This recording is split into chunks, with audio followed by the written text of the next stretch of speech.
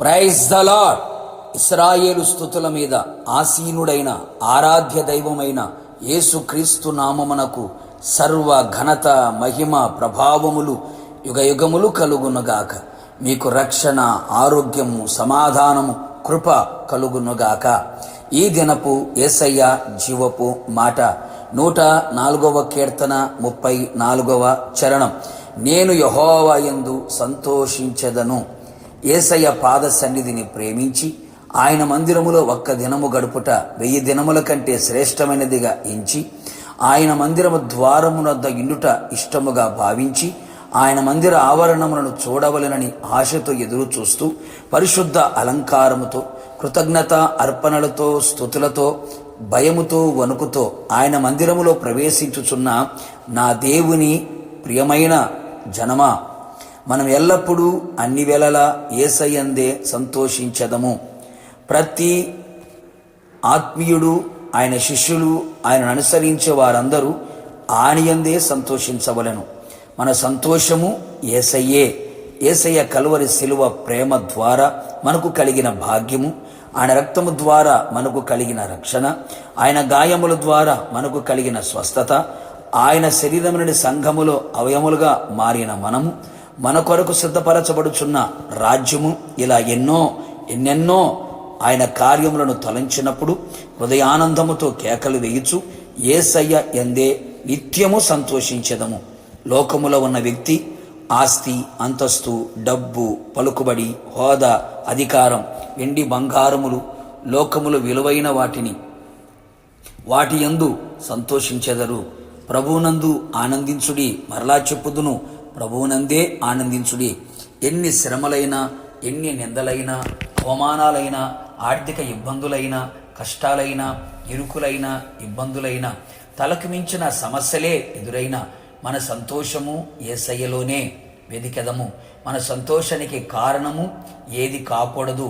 ఏదైనా ఉంది అంటే అది యేసయ్య ఉండాలి, యేసయ్య వలన అయి ఉండాలి.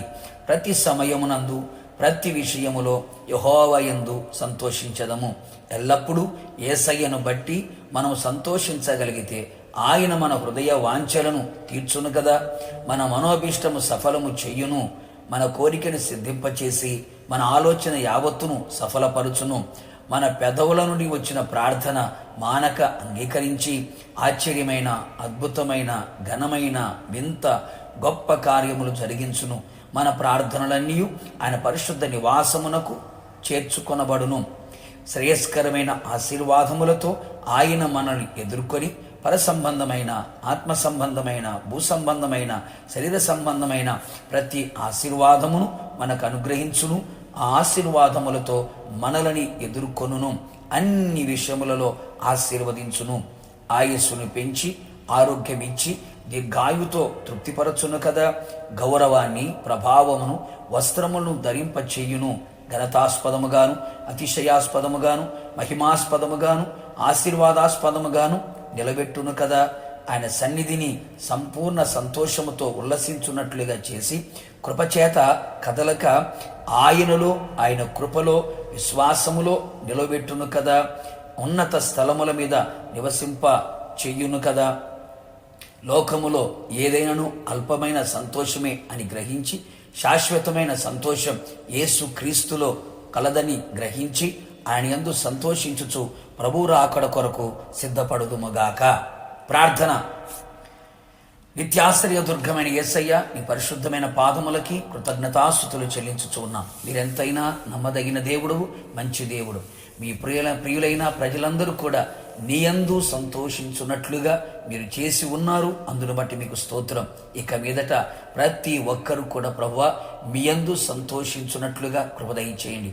లోకములో ఉన్న ఏది, దేని ద్వారా కలిగే సంతోషం శాశ్వతమైనది కాదని, అల్పమైనదని, స్వల్పమైనదని గ్రహించిన వారై సంపూర్ణమైన శాశ్వతమైన సంతోషం అది మీలోనే దొరుకుతుందని గ్రహించిన వారై ప్రభువా మీ యందు సంతోషించున్నట్లుగా, ఎలాంటి పరిస్థితుల్లోనైనా సరే మీ యందు సంతోషించున్నట్లుగా కృప దయచేయండి.